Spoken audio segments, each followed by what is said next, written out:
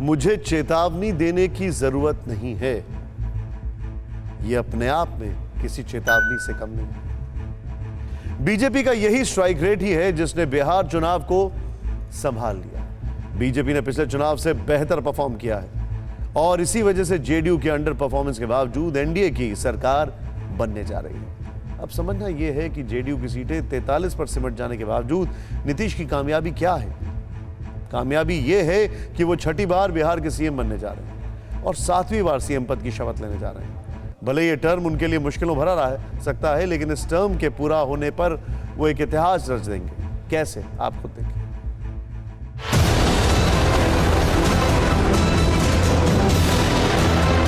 ये मेरा अंतिम चुनाव है, अंत भला तो सब भला।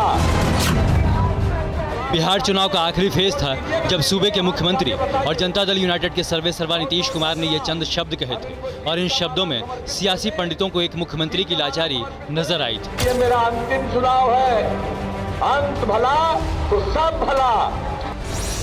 बावजूद इसके बिहार का जनादेश जब निकला तो पार्टी के कार्यकर्ता झूम उठे, ढोल नगाड़े की आवाज पर थिरक उठे।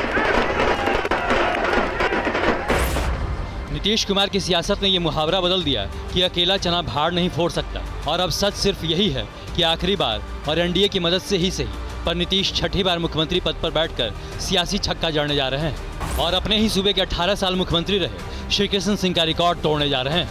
चुनाव परिणाम आने के बाद से राजधानी की सड़कें इस तरह के पोस्टर और बैनर से पटे पड़े हैं। हो गई जय जयकार, बिहार में फिर नीतीश सरकार। एक तरफ नरेंद्र मोदी का बड़ा चेहरा तो दूसरी तरफ नीतीश कुमार का चेहरा, बीच में तमाम बड़े नेता, खासकर जेडीयू के तमाम बड़े नेता और नरेंद्र मोदी का चेहरा। बिहार में जिस तरीके से कैंपेनिंग नरेंद्र मोदी ने की, 12 रैलियां की, जो स्ट्राइक रेट रहा, 100 से ज़्यादा विधानसभा क्षेत्रों को कवर किया और उनमें से 60 से ज़्यादा विधानसभा क्षेत्रों में सीटों पर जीत हासिल की। वोटों की गिनती से पहले मीडिया रिपोर्ट और एग्जिट पोल बता रहे थे कि नीतीश के खिलाफ जबरदस्त एंटी इनकम्बेंसी है, यानी सत्तारूढ़ पार्टी के खिलाफ लहर है। लेकिन जनादेश बता रहा है कि बिहार की जनता ने जब नीतीश के पुराने रिकॉर्ड निकाले तो उन्हें महागठबंधन से बेहतर विकल्प लगा एनडीए।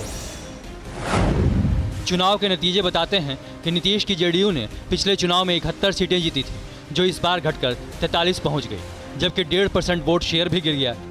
जेडीयू के लिए बहुत बड़ा झटका कहा जा सकता है। लेकिन ये भी नहीं भूलना चाहिए कि एनडीए की चौकड़ी जब एक मोर्चे पर लड़ रही थी तब नीतीश की सेना 2 मोर्चों पर लड़ रही थी। जेडीयू की पहली लड़ाई तेजस्वी यादव के महागठबंधन से थी तो दूसरी लड़ाई बिहार के वोट कटवा साबित हुए एलजेपी के चिराग पासवान से थी, जिसने जेडीयू को काफ़ी नुकसान पहुंचाया। बावजूद इसके नीतीश कुमार एक बार फिर मुख्यमंत्री की कुर्सी की ओर बढ़ रहे हैं। प्रधानमंत्री जी ने, जब अमित शाह जी ने, नड्डा जी ने एक बार नहीं 50 बार कह दिया, तो बीजेपी का एक बार जब निर्णय है, एनडीए का निर्णय है और 6 महीना पहले का निर्णय, चुनाव के दौरान घोषणा, तो उनके चेहरे को आगे रखकर चुनाव लड़ा गया। नरेंद्र मोदी जी ने कहा कि मैं चाहूंगा कि नीतीश जी मुख्यमंत्री बनकर और मदद करें, बिहार के विकास के लिए काम करें। तो कहीं कोई कंफ्यूजन है मीडिया। अंत भला तो सब भला। नीतीश कुमार कह चुके हैं कि ये चुनाव उनका आखिरी चुनाव था, लेकिन नीतीश का ये आखिरी कार्यकाल उतना आसान नहीं होगा।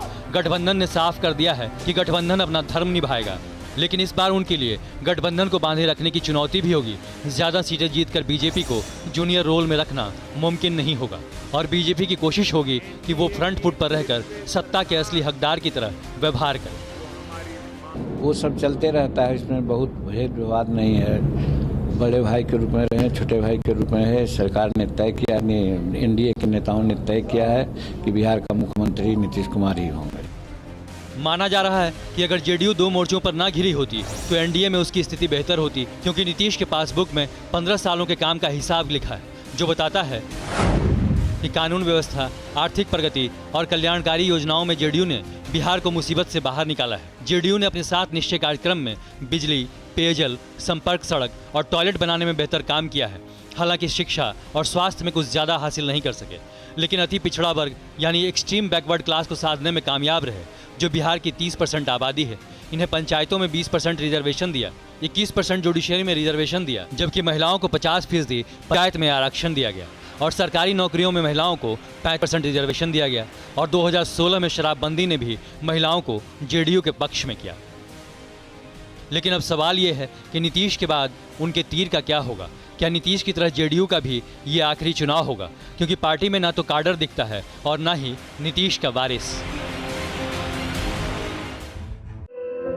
धुआं धुआं सा ये शहर क्यों दिखता है, सुना है बाजार में धुएं का सामान बिकता है।